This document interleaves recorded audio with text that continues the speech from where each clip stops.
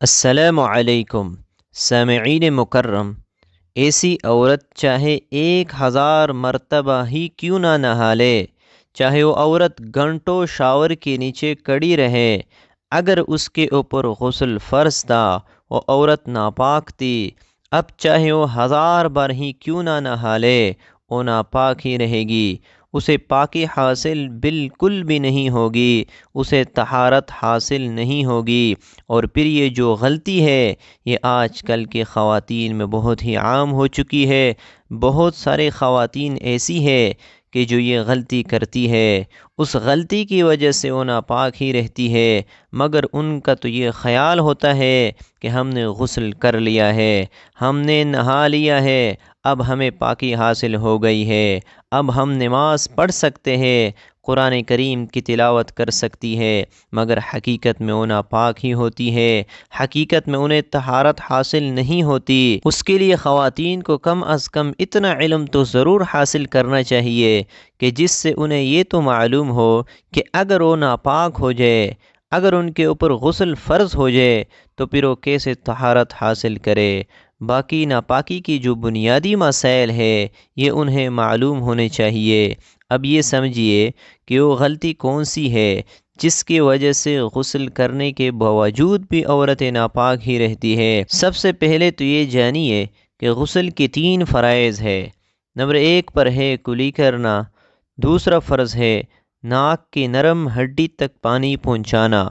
غسل کا تیسرا فرض ہے پورے جسم پر پانی بہانا، حتیٰ کہ جسم کا کوئی بھی حصہ بال برابر بھی خشک باقی نہ رہے۔ اگر جسم کا کوئی بھی حصہ بال برابر خشک رہ گیا تو آپ کو طہارت حاصل نہیں ہوگی، آپ کا غسل مکمل نہیں ہوگا، آپ ناپاک تھے، ناپاک ہی رہیں گے۔ اب یہ سمجھیے گا کہ آج کل یہ 2 چیزیں تقریباً ہر گھر میں موجود ہے، ہر عورت یہ 2 چیزیں استعمال کرتی ہے، بہت ہی کم خواتین ایسی ہوگی کہ یہ جو 2 چیزیں ہیں وہ استعمال نہیں کریں گی، مگر اب اکثر خواتین ان چیزوں کا استعمال کرتی ہے، بالخصوص نوجوان لڑکیاں جو ینگ ہے وہ یہ 2 چیزیں ضرور استعمال کرتی ہے۔ کون کون سی ہے؟ نمبر 1 پر ہے لپسٹک، دوسری چیز ہے نیل پالش۔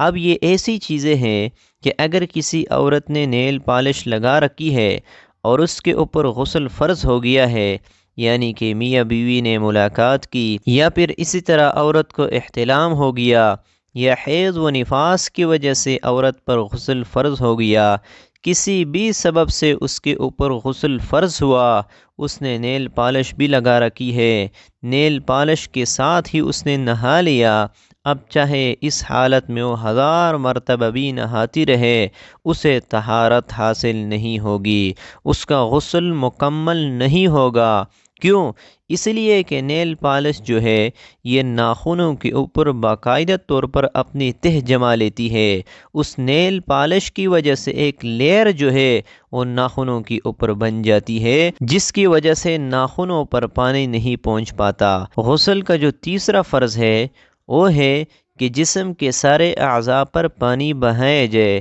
حتیٰ کہ ایک بال کے برابر بھی کوئی جگہ خشک باقی نہ رہ پائے۔ اسی طرح بعض ایسے لپسٹک مارکیٹ میں آ چکی ہے جو واٹر پروف ہے کہ اگر کچھ کہے پیے بھی تو لپسٹک اترتی نہیں ہے، یعنی ہونٹوں کے اوپر وہ بھی اپنے ایک لیئر بنا لیتی ہے، جب تک کہ اس کو ریمو نہ کرے، جب تک اسے اتارے نہ،